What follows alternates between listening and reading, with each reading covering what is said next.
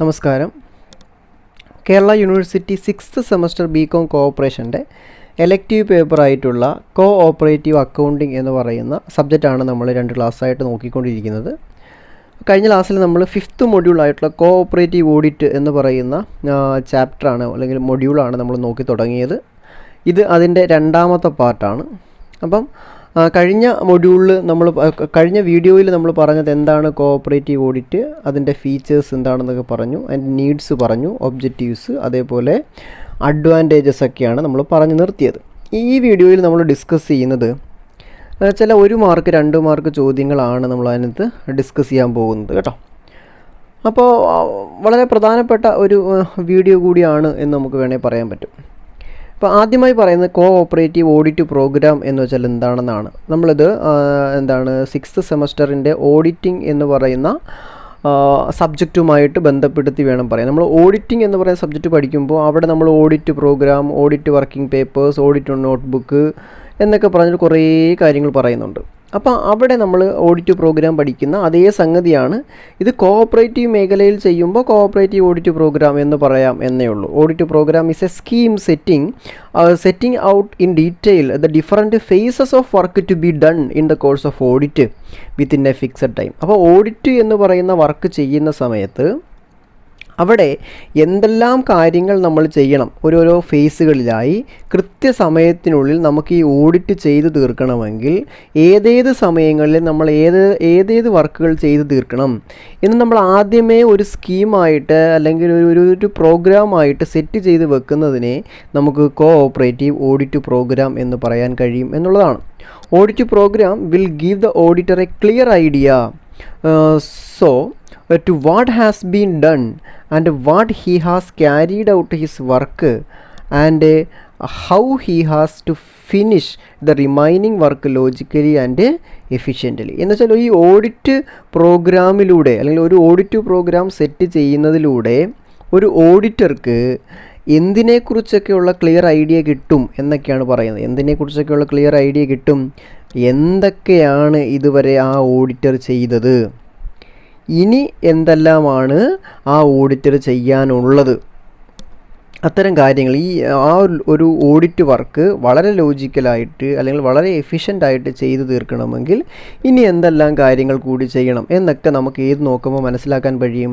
ഈ cooperative audit programme നോക്കുമ്പോൾ മനസ്സിലാക്കാൻ കഴിയും. അപ്പോൾ these programmes shall be prepared in advance and shall be approved by the director of cooperative audit. അപ്പോൾ ഈ ഓഡിറ്റ് പ്രോഗ്രാം എന്ന് പറയുന്ന സംഗതി നമുക്ക് മുൻകൂട്ടി തന്നെ തയ്യാറാക്കി വെക്കേണ്ടതാണ്. പ്രിപ്പയർഡ് ഇൻ അഡ്വാൻസ് നമ്മൾ എന്ത് ചെയ്യണം, നമ്മളത് മുൻകൂട്ടി തന്നെ തയ്യാറാക്കി വെക്കണം. അത് മാത്രമല്ല, തയ്യാറാക്കി വെച്ചാൽ മാത്രം പോരാ, അതിന് ആരുടെ അപ്രൂവൽ കൂടി വേണം, ഡയറക്ടർ ഓഫ് കോഓപ്പറേറ്റീവ് ഓഡിറ്റിൻ്റെ ഒരു അപ്രൂവൽ കൂടി വേണം. എന്ന് വെച്ചാൽ ഡയറക്ടർ ഓഫ് കോഓപ്പറേറ്റീവ് ഓഡിറ്റ് എന്ന് വെച്ചാൽ നമ്മൾ ഓഡിറ്റ് വിങ്ങിൻ്റെ ഏറ്റവും ഉയർന്ന ഉദ്യോഗസ്ഥനാണ് ഈ ഡയറക്ടർ ഓഫ് കോഓപ്പറേറ്റീവ് ഓഡിറ്റ് എന്ന് പറയുന്നത്. മനസ്സിലായോ? അപ്പോൾ ആ ഡയറക്ടർ ഓഫ് കോഓപ്പറേറ്റീവ് ഓഡിറ്റിൻ്റെ എന്തുകൂടി വേണം, നമുക്ക് ഒരു അപ്രൂവൽ കൂടി വേണം എന്നുള്ളതാണ് കേട്ടോ. ഇനി അടുത്തതായിട്ട് നമുക്ക് പറയാനുള്ളത് ഈ കോഓപ്പറേറ്റീവ് ഓഡിറ്ററിൻ്റെ ഡ്യൂട്ടീസ്, പവേഴ്സ് അല്ലെങ്കിൽ അവരുടെ റെസ്പോൺസിബിലിറ്റി, അങ്ങനെയുള്ള കാര്യങ്ങളൊക്കെയാണ് നമുക്ക് എന്ത് ചെയ്യേണ്ടത്, ഇനി പറയേണ്ടത്. അപ്പോൾ കോഓപ്പറേറ്റീവ് ഓഡിറ്റർ നമുക്കറിയാമായിരിക്കും. നമ്മൾ കോഓപ്പറേറ്റീവ് ഓഡിറ്റർ എന്നൊക്കെ നമുക്ക് എന്തൊക്കെയാണെന്ന് അറിയാം. കോഓപ്പറേറ്റീവ് ഓഡിറ്റർ എന്ന് വെച്ചാൽ എന്താണ്? കോഓപ്പറേറ്റീവ് ഓഡിറ്റർ എന്ന് വെച്ചാൽ ഒരു സഹകരണ സ്ഥാപനത്തിൽ അവിടുത്തെ അക്കൗണ്ടിങ് വർക്കുകൾ വളരെ കൃത്യമായിട്ട് ചെയ്യുവാൻ വേണ്ടിയിട്ട് കൃത്യമായിട്ട് നടന്നിട്ടുണ്ടോ എന്നറിയാൻ വേണ്ടിയിട്ട് നമ്മളൊരു എക്സ്റ്റേണൽ പാർട്ടി വരും. ആ എക്സ്റ്റേണൽ പാർട്ടി എന്ന് പറയുന്നത് കോഓപ്പറേറ്റീവ് ഡിപ്പാർട്ട്മെൻറ്റിൽ നിന്നായിരിക്കും വരുന്നത്. അങ്ങനെ കോഓപ്പറേറ്റീവ് ഡിപ്പാർട്ട്മെൻറ്റിൽ നിന്ന് വരുന്ന ഉദ്യോഗസ്ഥരെ നമുക്ക് കോഓപ്പറേറ്റീവ് ഓഡിറ്റർ എന്നൊക്കെ പറയാൻ കഴിയും. ഈ കോഓപ്പറേറ്റീവ് ഓഡിറ്ററിൻ്റെ പ്രധാനപ്പെട്ട പവറുകളും ഡ്യൂട്ടികളും റെസ്പോൺസിബിലിറ്റീസും ഒക്കെയാണ് നമ്മൾ പറയുന്നത്. എന്ന് വെച്ചാൽ the auditor of cooperative shall have the power to access book, registers and accounts of the societies. അപ്പം ഒരു കോഓപ്പറേറ്റീവ് ഓഡിറ്ററിൻ്റെ പ്രധാനപ്പെട്ട പവർ എന്താണെന്ന് ചോദിച്ചാൽ എന്തിനൊക്കെയുള്ള പവറുണ്ട്? ഒരു കോഓപ്പറേറ്റീവ് സൊസൈറ്റിയുടെ ബുക്കുകളും രജിസ്റ്ററുകളും അക്കൗണ്ടുകളും ഒക്കെ ആക്സസ് ചെയ്യാനുള്ള പവർ ഉണ്ട് എന്ന് പറഞ്ഞു വെക്കുന്നുണ്ട്. He has the power to summon any person on whose custody the books or accounts or information relating to accounts of the societies are vested. എന്ന് വെച്ചാൽ ഈ അക്കൗണ്ടുകളോ ബുക്കുകളോ അങ്ങനെയുള്ള പ്രധാനപ്പെട്ട ഏതെങ്കിലും ഡോക്യുമെൻറ്റുകൾ ഏതെങ്കിലും വ്യക്തികളുടെ കയ്യിലിരിക്കുകയാണെങ്കിൽ അത്തരക്കാരെ വിളിച്ചു കൊണ്ടുവന്ന് തെളിവെടുപ്പ് നടത്താനുള്ള ഒരു എന്തുകൂടിയുണ്ട്, പവർ കൂടി ആർക്കുണ്ട്, ഈ കോഓപ്പറേറ്റീവ് ഓഡിറ്ററിന് ഉണ്ട് എന്നുള്ളതാണ് കേട്ടോ. ഇനി അടുത്ത പ്രധാനമായിട്ട് നമ്മൾ അതിൻ്റെ ഡ്യൂട്ടീസാണ് പറയുന്നത്. കോഓപ്പറേറ്റീവ് ഓഡിറ്ററിൻ്റെ പ്രധാനപ്പെട്ട ഡ്യൂട്ടീസ് എന്തൊക്കെയാണെന്ന് ചോദിച്ചാൽ, ഒന്നാമത്തത് physical verification of cash balance with the day ബുക്കാണ്. എന്ന് വെച്ചാൽ അവിടെ എത്ര ക്യാഷ് ഉണ്ട് എന്ന് വളരെ കൃത്യമായിട്ട് നോക്കുക. ആ ക്യാഷ് ബാലൻസ് തന്നെ ആവണം എവിടെയുള്ളത്, ഡേ ബുക്കിനകത്തുള്ള ബാലൻസും അത് കൃത്യമാണോ എന്ന് നോക്കണം. അതേപോലെ detection and prevention of errors and frauds, മനഃപൂർവ്വമുള്ള തെറ്റുകളായാലും മനഃപൂർവ്വമല്ലാത്ത തെറ്റുകളായാലും അത് കണ്ടുപിടിക്കുകയും അത് ഭാവിയിൽ ഉണ്ടാവാതിരിക്കാൻ ഉള്ള പരിപാടികൾ നോക്കുകയോട് ചെയ്യണം. Verification and valuation of securities, assets and liabilities, ഒരു സ്ഥാപനത്തിൻ്റെ സെക്യൂരിറ്റികൾ, അസറ്റുകൾ, ലയബിലിറ്റികൾ ഇവയൊക്കെ എന്ത് ചെയ്യണം, കൃത്യമായിട്ട് വെരിഫിക്കേഷനും വാല്യുവേഷനും നടത്തണം. അതേപോലെ verification of over due debts എന്ന് വെച്ചാൽ കിട്ടാക്കടം. ഇങ്ങനെ ചില സൊസൈറ്റികളിലൊക്കെ ഇങ്ങനെ ആളുകൾ ലോൺ എടുത്തുകൊണ്ട് പോയിട്ട് അടയ്ക്കാതെ കുറേ വർഷങ്ങൾ ഇങ്ങനെ മുന്നോട്ട് പോകും. അപ്പോൾ ആ ഓവർ ഡ്യൂ ഡെറ്റുകളുണ്ടാവും. ആ ഓവർ ഡ്യൂ ഡെറ്റുകളെ കൃത്യമായിട്ട് വെരിഫിക്കേഷൻ നടത്തുക. പ്രിപ്പറേഷൻ ഓഫ് റിക്കൺസിലേഷൻ സ്റ്റേറ്റ്മെൻറ്റുകൾ പ്രിപ്പയർ ചെയ്യുക. പ്രിപ്പറേഷൻ ഓഫ് ഓഡിറ്റ് നോട്ട്, ആ ഓഡിറ്റ് നോട്ട് പ്രിപ്പയർ ചെയ്യുക. Submission of audit note submission നടത്തുക. സബ്മിറ്റ് ചെയ്യുക എന്ന് വെച്ചാൽ മീൻസ് എന്താ ചെയ്യുക, അത് ഡയറക്ടർ ഓഫ് കോഓപ്പറേറ്റീവ് ഓഡിറ്റിനെ സബ്മിറ്റ് ചെയ്യുക എന്നുള്ളതാണ്. അപ്പോൾ submission of draft audit certificate to the director of cooperative auditor. Director of cooperative ഓഡിറ്ററിന് എന്ത് കൊടുക്കുന്നു നമ്മൾ, ഈ ഡ്രാഫ്റ്റ് ഓഡിറ്റ് സർട്ടിഫിക്കറ്റ് സബ്മിറ്റ് ചെയ്യുന്നു. ഇത്രയും കാര്യങ്ങളാണ് പ്രധാനപ്പെട്ട കോഓപ്പറേറ്റീവ് ഓഡിറ്ററിൻ്റെ ഡ്യൂട്ടീസ് ആൻഡ് റെസ്പോൺസിബിലിറ്റീസ് എന്ന് പറയുന്നത്. പവർ നമ്മൾ നേരത്തെ പറഞ്ഞു കഴിഞ്ഞാൽ നമ്മളത് അതിനകത്ത് വീഡിയോയിൽ ഉൾപ്പെടുത്തിയിട്ടില്ല എന്നേ ഉള്ളൂ. പ്രധാനപ്പെട്ട പവറുകൾ എന്ന് വെച്ചാൽ ബുക്സും രജിസ്റ്ററും അക്കൗണ്ടുകളും ഒക്കെ ആക്സസ് ചെയ്യാനുള്ള പവറുണ്ട്. ഇത് കയ്യിൽ സൂക്ഷിക്കുന്ന ആളുകളെ വിളിച്ചു വരുത്താനുള്ള അധികാരവും ആർക്കുണ്ട്, ഈ കോഓപ്പറേറ്റീവ് ഓഡിറ്ററിന് ഉണ്ട്. അടുത്തായിട്ട് നമുക്ക് പറയാനുള്ളത് എന്താണ് ഓഡിറ്റ് മെമ്മോറാണ്ടം എന്നുള്ളതാണ്. ഞാൻ പറഞ്ഞു കഴിഞ്ഞു, ഇതൊക്കെ നമുക്ക് 1 മാർക്കിൻ്റെ സെഷനിലും 2 മാർക്കിൻ്റെ സെക്ഷനിലും ചോദിക്കാൻ സാധ്യതയുള്ളതാണ്. അപ്പം എന്താണ് audit memorandum? An audit memorandum is a document used in audits to document queries, observations or findings and can be used for various purposes including eliciting information, confirming facts or highlighting deficiencies. അപ്പോൾ ഒരു audit memorandum എന്ന് പറയുന്നത് ഒരു ഡോക്യുമെൻ്റാണ്. ഈ document നമ്മൾ ഓഡിറ്റിൽ ഉപയോഗിക്കുന്നത് എന്തിനാണെന്ന് വെച്ചാൽ നമ്മുടെ ക്വറീസും അതേപോലെ നമ്മുടെ ഒബ്സർവേഷൻസും ഫൈൻഡിങ്സും ഒക്കെ ഡോക്യുമെൻ്റ് ചെയ്ത് വെക്കാനും, അതേപോലെ തന്നെ and can be used for various purposes, പല ആവശ്യങ്ങൾക്ക് വേണ്ടി നമുക്ക് ഈ ഓഡിറ്റ് മെമ്മോറാണ്ടം ഉപയോഗിക്കാം. എന്തിനൊക്കെയാണെന്ന് ചോദിച്ചാൽ എലിക്റ്റ് ഇൻഫർമേഷൻസ്, നമുക്ക് ഇൻഫർമേഷൻസ് ആവശ്യമുണ്ടെങ്കിൽ എടുക്കാൻ വേണ്ടിയിട്ടും, കൺഫേമിങ് ഫാക്റ്റുകളെ കൺഫേം ചെയ്യാനും, അതേപോലെ എന്തെങ്കിലും ഡെഫിഷ്യൻസീസ് നമ്മൾ കണ്ടെത്തി കഴിഞ്ഞാൽ ആ ഡെഫിഷ്യൻസീസിനെ ഹൈലൈറ്റ് ചെയ്ത് കാണിക്കാനും ഒക്കെ നമുക്ക് എന്ത് ഉപയോഗിക്കാം, ഓഡിറ്റ് മെമ്മോറാണ്ടം ഉപയോഗിക്കാം. അപ്പോൾ നമുക്ക് അവിടുന്ന് മനസ്സിലാക്കേണ്ടത് എന്താണെന്ന് വെച്ചാൽ ഓഡിറ്റ് മെമ്മോറാണ്ടം എന്ന് വെച്ചാൽ എന്താണ്, അത് ഒരു ഡോക്യുമെൻ്റാണ്. ആ ഡോക്യുമെൻറ്റിൽ ഒരു ഓഡിറ്റർ അദ്ദേഹത്തിൻ്റെ പലതരം ഫൈൻഡിങ്സുകളും ഒബ്സർവേഷൻസും ക്വറീസും ഒക്കെയാണ് റെക്കോർഡ് ചെയ്ത് വെക്കുന്നത്. അതുപയോഗിച്ച് നമുക്ക് ഭാവിയിൽ പലതരം പർപ്പസുകൾക്ക് ഉപയോഗിക്കാം. ഇത്രയും മനസ്സിലാക്കി വെക്കുക. ഇനി അടുത്ത ഒരു 2 മാർക്ക് ചോദ്യമായിട്ട് ചോദിക്കാൻ സാധ്യതയുള്ള സംഗതിയാണ് what is summary of defects എന്ന് പറയുന്ന സംഗതിയാണ്. അപ്പോൾ ആലോചിക്കുക, സമ്മറി ഓഫ് ഡിഫക്ട്സ്. ഡിഫക്റ്റ് എന്ന് വെച്ചാൽ എന്താണ്? ഡിഫക്റ്റ് മീൻസ് ഒരു പോരായ്മ. സമ്മറി ഓഫ് ഡിഫക്റ്റ് എന്ന് വെച്ചാലോ, ഈ ഓഡിറ്റ് ചെയ്യുന്ന ഓഡിറ്റർ ആ സ്ഥാപനത്തിൻ്റെ കുറേ ഡിഫക്റ്റുകൾ കണ്ടെത്തും. ഈ ഡിഫക്റ്റുകളുടെ ഒരു സമ്മറി എഴുതി സൂക്ഷിക്കും. അത് നമ്മുടെ ഓഡിറ്റ് റിപ്പോർട്ട് തയ്യാറാക്കുമ്പോൾ അതിനോടൊപ്പം കാണിക്കാൻ വേണ്ടിയിട്ട് ഡിഫക്റ്റുകളുടെ ഒരു സമ്മറി എഴുതി വെക്കും. അങ്ങനെ ഡിഫക്റ്റുകളുടെ സമ്മറി എഴുതി വെക്കുന്നതിനെയാണ് സമ്മറി ഓഫ് ഡിഫക്റ്റ് എന്ന് പറയുക. നോക്കൂ, Along with the audit note, the auditor should also furnish summary of defects noticed during the audit. അപ്പോൾ ഓഡിറ്റ് നോട്ട് എന്ന് പറയുന്ന സംഗതി തയ്യാറാക്കുന്നതിനോടൊപ്പം തന്നെ സമ്മറി ഓഫ് ഡിഫക്റ്റും തയ്യാറാക്കാറുണ്ട്. ആ സമ്മറി ഓഫ് ഡിഫക്റ്റ് എന്ന് പറയുന്നത് ഓഡിറ്റിൻ്റെ സമയത്ത് നമ്മുടെ സ്ഥാപനത്തിൽ കണ്ടെത്തിയ സംഗതികളാണ്. It should contain the general observation of the audit. എന്താണ് ആ ഓഡിറ്ററുടെ ജനറൽ ഒബ്സർവേഷൻസ് ആണ് അതിനകത്ത് എഴുതി വെക്കുന്നത്. എന്തൊക്കെയാണ് ആ general observations? Affairs of the സൊസൈറ്റിയുടെ അഫയേഴ്സിനെ കുറിച്ചിട്ട്, the accounts of which he has audited, അപ്പം അദ്ദേഹം ഓഡിറ്റ് ചെയ്ത അക്കൗണ്ടുകളെ കുറിച്ച്, the irregularities if any noticed with specific examples, എന്ന് വെച്ചാൽ അദ്ദേഹം കണ്ടെത്തിയിട്ടുള്ള എന്തെങ്കിലും ഇറെഗുലാരിറ്റീസ് ഉണ്ടെങ്കിൽ ആ ഇറെഗുലാരിറ്റീസ്, അതേപോലെ the suggestions for improving the state of affairs of the സൊസൈറ്റിയുടെ നടത്തിപ്പ് അല്ലെങ്കിൽ മുന്നോട്ട് പോക്കിനെ ഇംപ്രൂവ് ചെയ്യിക്കാൻ വേണ്ടിയിട്ട് എന്തെങ്കിലും തരത്തിലുള്ള സജഷൻസ് കൊടുക്കാൻ പറ്റുമെങ്കിൽ അത്തരം സജഷൻസ് ഉൾപ്പെടെയാണ് നമ്മൾ സമ്മറി ഓഫ് ഡിഫക്ട്സ് തയ്യാറാക്കുന്നത്. അത് കഴിഞ്ഞു. ഇനി നമുക്ക് പറയുന്നത് ഓഡിറ്റ് സർട്ടിഫിക്കറ്റ് എന്താണെന്നാണ്. What is audit certificate? Audit certificate എന്താണ്? An audit certificate, also known as an auditor's report, is a document issued by an independent auditor attesting to the accuracy and reliability of a company's financial statements, confirming compliance with the accounting principles and providing assurance to stakeholders. എന്ന് വെച്ചാൽ ഇത് ഒരു കമ്പനിയെ സംബന്ധിച്ചിടത്തോളം, നമ്മളിവിടെ പഠിക്കുന്ന corporation ആണെങ്കിൽ പോലും ഒരു കമ്പനിയെ സംബന്ധിച്ചിടത്തോളം ആ കമ്പനിയുടെ ഫൈനാൻഷ്യൽ സ്റ്റേറ്റ്മെൻറ്റ്, ആ ഫൈനാൻഷ്യൽ സ്റ്റേറ്റ്മെൻറ്റ് എത്രത്തോളം ആക്യുറേറ്റ് ആണ് അല്ലെങ്കിൽ റിലയബിൾ ആണ്, അതേപോലെ തന്നെ അത് അക്കൗണ്ടിങ് പ്രിൻസിപ്പിൾസുമായിട്ട് എത്രത്തോളം ഒത്തുപോകുന്നുണ്ട്, അതേപോലെ സ്റ്റേക്ക് ഹോൾഡേഴ്സിന് ഇതുകൊണ്ട് എന്തെങ്കിലും പ്രയോജനമുണ്ടോ, അല്ലെങ്കിൽ സ്റ്റേക്ക് ഹോൾഡേഴ്സിന് ഇത് വല്ല ഉപദ്രവവും ഉണ്ടാക്കാൻ സാധ്യതയുണ്ടോ. അപ്പോൾ അത്തരം കാര്യങ്ങളെക്കുറിച്ച് ഒക്കെ ഓഡിറ്റർ എന്ത് കൊടുക്കും? ഒരു ഡോക്യുമെൻ്റ് തയ്യാറാക്കി കൊടുക്കും. ആ ഡോക്യുമെൻറ്റിനെ നമുക്ക് എന്ത് പറയാൻ? ഓഡിറ്റ് സർട്ടിഫിക്കറ്റ് എന്നോ ഓഡിറ്റേഴ്സ് റിപ്പോർട്ട് എന്നോ പറയാൻ കഴിയും. അതിനാണ് നമ്മൾ ഓഡിറ്റ് സർട്ടിഫിക്കറ്റ് എന്ന് പറയാൻ കഴിയും കേട്ടോ. അവിടെ ഓഡിറ്റ് ഫീസാണ്. ഓഡിറ്റ് ഫീസ് നമുക്ക് പറയാനില്ല. ഓഡിറ്റ് ഫീസ് എന്ന് വെച്ചാൽ are the amount of fees payable by the society to government as a reward for conducting audit. Audit conduct ചെയ്യാൻ വേണ്ടിയിട്ട് സൊസൈറ്റി ഗവൺമെൻറ്റിന് അടയ്ക്കുന്ന ഫീസിനെ നമുക്ക് എന്ത് പറയാൻ പറ്റും? ഓഡിറ്റ് ഫീസ് എന്ന് പറയാൻ കഴിയും.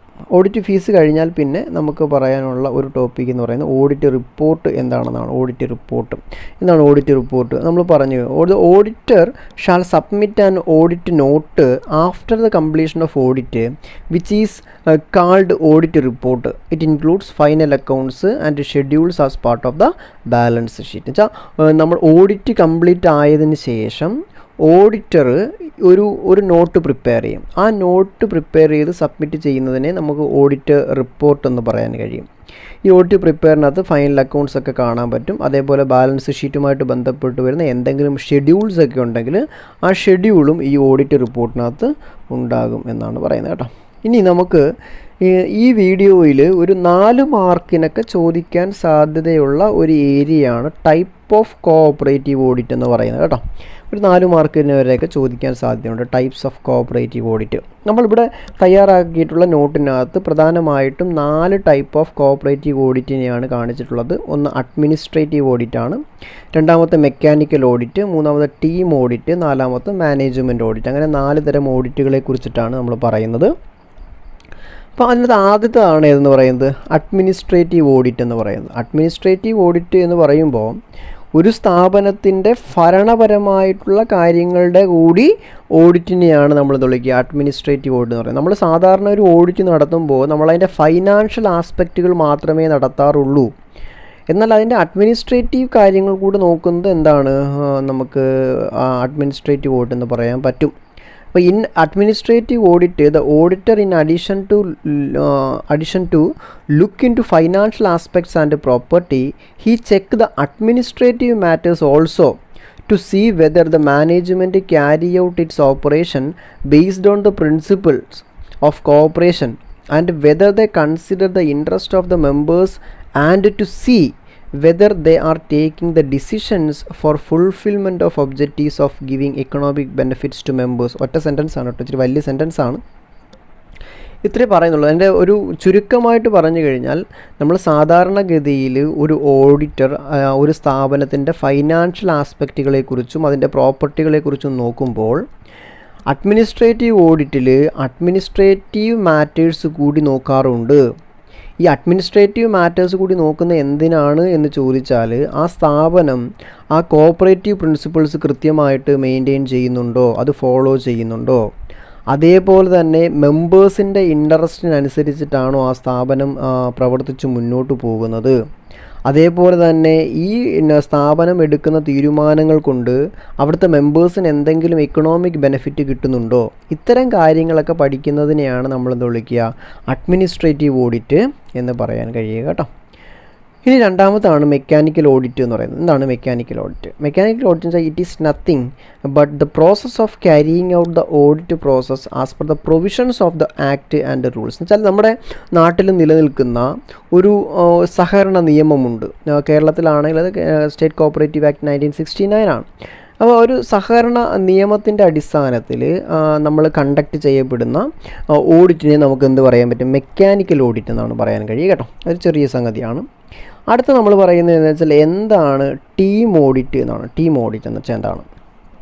ടീം ഓഡിറ്റ് എന്ന് വെച്ചാൽ വേറൊന്നുമില്ല, ഒരു ടീമായിട്ടാണ് ഓഡിറ്റ് എന്ന് പറയുന്ന ആ പ്രോസസ്സ് കണ്ടക്ട് ചെയ്യുന്നത്. ഒരു ടീമായിട്ടാണ്. ആ ടീം എന്ന് പറയുമ്പോൾ it is a team of auditors headed by the assistant director of cooperative audit. എന്ന് വെച്ചാൽ ഓഡിറ്റ് വിങ്ങിലെ അസിസ്റ്റൻറ്റ് ഡയറക്ടർ തലവനായി വരുന്ന ഒരു ടീം ഓഫ് ഓഡിറ്റേഴ്സ് നടത്തുന്ന ഓഡിറ്റിനെ നമുക്ക് ടീം ഓഡിറ്റ് എന്ന് പറയാൻ കഴിയും. It is generally consisted of 1 assistant director and 12 auditors. സാധാരണഗതിയിൽ ഒരു ഓഡിറ്റ് കണ്ടക്ട് ചെയ്യാൻ വേണ്ടിയിട്ട് ഒരു അസിസ്റ്റൻറ്റ് ഡയറക്ടറും അതേപോലെ 12 ഓഡിറ്റേഴ്സും വരാം. ഈ 12 ഓഡിറ്റേഴ്സ് എന്നൊക്കെ പറയുമ്പോഴും ഈ ഓഡിറ്റേഴ്സിൻ്റെ എണ്ണം നമ്മൾ നോക്കുന്നത് ഒരു സൊസൈറ്റിയുടെ നേച്ചർ, അതിൻ്റെ വർക്കിംഗ് ഓഫ് ദ സൊസൈറ്റിയൊക്കെ നോക്കിയിട്ടാണ് നമ്മൾ എന്ത് ചെയ്യുന്നത്, ഈ നമ്പർ ഓഫ് ഓഡിറ്റേഴ്സിൻ്റെ എണ്ണം ഫിക്സ് ചെയ്യുന്നത്. എന്നാൽ പോലും ഏറ്റവും കുറഞ്ഞത് എത്ര ഓഡിറ്റേഴ്സ് ഉണ്ടാവണം എന്നാണ് പറയുന്നത്, ഏറ്റവും കുറഞ്ഞ 2 ഓഡിറ്റേഴ്സ് എങ്കിലും ഒരു ടീമായിട്ട് ഉണ്ടാവണം. ഇനി the assistant director has the responsibility to consider auditors report and issue certificate. അപ്പം ഈ അസിസ്റ്റൻറ്റ് ഡയറക്ടറിനാണ് എന്തിനുള്ള ഉത്തരവാദിത്തമുള്ളത്, ഈ ഓഡിറ്റേഴ്സ് റിപ്പോർട്ടൊക്കെ കൺസിഡർ ചെയ്യുകയും അതിനനുസരിച്ച് ഓഡിറ്റ് സർട്ടിഫിക്കറ്റ് ഇഷ്യൂ ചെയ്യാനൊക്കെ ഉള്ള ഒരു റെസ്പോൺസിബിലിറ്റി ഉള്ളത് ആർക്കാണ്, ഈ അസിസ്റ്റൻറ്റ് ഡയറക്ടറിനാണ്. ഇനി the assistant director shall visit the society and issue certificate on completion of the audit. ഈ അസിസ്റ്റൻറ്റ് ഡയറക്ടർ എന്ത് ചെയ്യണം, ആ സൊസൈറ്റിയെ വിസിറ്റ് ചെയ്യുകയും ഓഡിറ്റ് അവസാനിക്കുമ്പം സർട്ടിഫിക്കറ്റ് ഇഷ്യൂ ചെയ്യുകയൊക്കെ വേണം. അതുമാത്രമല്ല, നമ്മളൊരു ഓഡിറ്റ് കണ്ടക്ട് ചെയ്യാൻ വേണ്ടിയിട്ടൊരു സ്ഥാപനത്തിനെ തിരഞ്ഞെടുക്കുമ്പോൾ ഓഡിറ്റിന് 3 ദിവസം മുമ്പെങ്കിലും ഒരു നോട്ടീസ് ആർക്ക് കൊടുത്തിരിക്കണം, ഏത് സൊസൈറ്റിയിലേക്കാണോ ഓഡിറ്റിന് ചെല്ലാൻ പോകുന്നത് ആ സൊസൈറ്റിയുടെ സെക്രട്ടറിക്ക് 3 ദിവസത്തെ നോട്ടീസ്. 3 ദിവസത്തെ നോട്ടീസ് എന്ന് വെച്ചാൽ 3 ദിവസം മുൻകൂട്ടിയെങ്കിലും ഒരു നോട്ടീസ് സെർവ് ചെയ്തിട്ടുണ്ടാവണം. അപ്പോൾ അത്രയും കാര്യങ്ങളാണ് ഇതിനകത്ത് വരിക, ടീം ഓഡിറ്റ് എന്ന് പറയുന്ന ആ ഒരു ഏരിയയിൽ വരിക. ഇനി അവസാനമാണ് നമ്മുടെ ആ മൊഡ്യൂളിൻ്റെ അവസാനത്ത് പറയുന്ന ഒരു ഏരിയയാണ് management audit. What is management audit എന്നൊക്കെ ചോദിച്ചേക്കാം. Management audit is N examination of administration or management of A society and is A particular feature of cooperative audit. അപ്പോൾ കോപ്പറേറ്റീവ് ഓഡിറ്റിൻ്റെ ഒരു പ്രത്യേകത, ഒരു പ്രത്യേക സംഗതി കോപ്പറേറ്റീവ് ഓഡിറ്റിൽ മാത്രം കണ്ടുവരുന്ന സംഗതിയാണ് ഇതെന്ന് പറയുന്നത് മാനേജ്മെൻറ്റ് ഓഡിറ്റ് എന്ന് പറയുക. മാനേജ്മെൻറ്റ് ഓഡിറ്റിനെ നമുക്ക് അഡ്മിനിസ്ട്രേറ്റീവ് ആയിട്ടുള്ള അല്ലെങ്കിൽ അഡ്മിനിസ്ട്രേഷൻ എന്താണ് അഡ്മിനിസ്ട്രേഷൻ്റെയോ മാനേജ്മെൻറ്റിൻ്റെയോ ഒരു എക്സാമിനേഷനായിട്ട് പറയാൻ കഴിയും. This is an examination of transactions and actions of management to ascertain whether or not they have been carried out in accordance with the Cooperative Societies Act, rules and bylaws of the society concerned, and also the instructions received from cooperative department from time to time. എന്ന് വെച്ചാൽ നോക്കൂ, അവിടെ ഈ ഒരു examination നടത്തുന്നത് എന്തിനു വേണ്ടിയിട്ടാണ്, അവിടുത്തെ ഈ നിലനിൽക്കുന്ന ആക്റ്റായാലും റൂളായാലും ബൈലോ ആയാലും ഇവയെല്ലാം വളരെ കൃത്യമായി തന്നെ നമ്മൾ ഫോളോ ചെയ്യുന്നുണ്ട്, അല്ലെങ്കിൽ നമ്മൾ പ്രവർത്തിക്കുന്നത് ഈ ആക്ടിൻ്റെയും റൂൾസിൻ്റെയും ബൈലോയുടെയൊക്കെ അടിസ്ഥാനത്തിൽ തന്നെയാണ് എന്നും, അതേപോലെ തന്നെ എന്താണ് സമയാസമയങ്ങളിൽ കോഓപ്പറേറ്റീവ് ഡിപ്പാർട്ട്മെൻറ്റിൽ നിന്ന് കിട്ടുന്ന ഇൻസ്ട്രക്ഷൻസും നമ്മൾ ചെവിക്കൊള്ളാറുണ്ട് എന്നൊക്കെ അറിയാൻ വേണ്ടിയിട്ട് ആണ് നമ്മൾ ഏത് നടത്തുന്നത്, മാനേജ്മെൻറ്റ് ഓഡിറ്റ് എന്ന് പറയുന്ന സംഗതി നടത്തുന്നത്. The auditor should see the manager has followed sound lines of business policy or there has been any lapse on their part. എന്ന് വെച്ചാൽ ഈ ഒരു എന്താണ് അവിടുത്തെ മാനേജ്മെൻറ്റ് അവിടുത്തെ ബിസിനസ് ആക്ടിവിറ്റി ഒരു വളരെ കൃത്യമായിട്ട് ചെയ്ത് മുന്നോട്ട് പോകുന്നുണ്ട്, അല്ലെങ്കിൽ അവരുടെ ഭാഗത്തു നിന്ന് എന്തെങ്കിലും തരത്തിലുള്ള ഭാഗപ്പിഴകളൊക്കെ സംഭവിക്കുന്നുണ്ട് എന്നൊക്കെ മനസ്സിലാക്കാൻ വേണ്ടിയിട്ടാണ് നമ്മൾ ചെയ്യുന്നത്. Management decision which have resulted in loss to the society should also be reported. എന്ന് വെച്ചാൽ മാനേജ്മെൻറ്റിൻ്റെ എന്തെങ്കിലും തീരുമാനങ്ങൾ കൊണ്ട് ആ സൊസൈറ്റിക്ക് എന്തെങ്കിലും നഷ്ടങ്ങൾ സംഭവിച്ചിട്ടുണ്ട് എങ്കിൽ അതും എവിടെ കാണിച്ചിരിക്കണം, ഈ management ഓഡിറ്റിൽ കാണിച്ചിട്ടുണ്ടാവണം. The various points such as planning, control and coordination should be examined by the auditor with the reference to the result. അപ്പോൾ ഈ റിസൾട്ടിൻ്റെ അടിസ്ഥാനത്തിൽ അല്ലെങ്കിൽ റിസൾട്ട് നോക്കിയിട്ട് ആ സ്ഥാപനത്തിൻ്റെ എന്തൊക്കെ പ്ലാനിങ്, കൺട്രോള്, കോഓർഡിനേഷൻ അങ്ങനെയുള്ള സംഗതികളെല്ലാം ആര് ചെക്ക് ചെയ്യണം, ഈ ഓഡിറ്റർ ചെക്ക് ചെയ്യണം എന്നുള്ളതാണ് കേട്ടോ. അപ്പോൾ ഇത്രയും സംഗതികളാണ് നമ്മൾ ഈ ഒരു വീഡിയോയിൽ പറയുന്നത്. അപ്പോൾ വീഡിയോയിൽ നമ്മൾ എന്തൊക്കെയാണ് പറഞ്ഞത്, നമ്മളൊരു കോർപ്പറേറ്റീവ് ഓഡിറ്റ് പ്രോഗ്രാമിനെ കുറിച്ച് പറഞ്ഞു, കോർപ്പറേറ്റീവ് ഓഡിറ്ററിൻ്റെ ഡ്യൂട്ടീസും പവേഴ്സും റെസ്പോൺസിബിലിറ്റിയും പറഞ്ഞു, audit memorandum, summary of defect, audit certificate, audit fees, audit report. അവസാനമായി 4 മാർക്കിനൊക്കെ ചോദിക്കാൻ പറ്റിയ ഒരു മേഖലയാണ് ടൈപ്സ് ഓഫ് കോഓപ്പറേറ്റീവ് ഓഡിറ്റ് എന്ന് പറയുന്നത്. ടൈപ്സ് ഓഫ് കോഓപ്പറേറ്റീവ് ഓഡിറ്റായിട്ട് നമ്മൾ പറഞ്ഞത് administrative audit, mechanical audit, team audit, അതേപോലെ തന്നെ മാനേജ്മെൻറ്റ് ഓഡിറ്റ്. അപ്പോൾ അത്രയും കാര്യങ്ങളാണ് ഉള്ളത്. ഓക്കെ, അപ്പോൾ ഇത്രയും ശ്രദ്ധിക്കുക. ഞാൻ പറഞ്ഞു കഴിഞ്ഞു, 2 മാർക്കിനും 1 മാർക്കിനും ചോദിക്കാൻ പറ്റുന്ന രീതിയിലാണ്, അല്ലെങ്കിൽ മനസ്സിലാക്കാൻ പറ്റുന്ന രീതിയിലാണ് ഞാൻ ഈ വീഡിയോ പ്രിപ്പയർ ചെയ്തിട്ടുള്ളത്. അപ്പോൾ ഇതും കൂടെ ആകുമ്പോൾ 5ാമത്തെ മൊഡ്യൂൾ കഴിഞ്ഞു. ഓക്കെ, അപ്പോൾ ഇത് നിങ്ങൾക്ക് വീഡിയോ ഇഷ്ടമായെന്നുണ്ടെങ്കിൽ നിങ്ങൾ ലൈക്ക് ചെയ്യുക, ഇത് പ്രയോജനപ്പെടുന്ന ആളുകൾക്കിത് ഷെയർ ചെയ്ത് കൊടുക്കാനും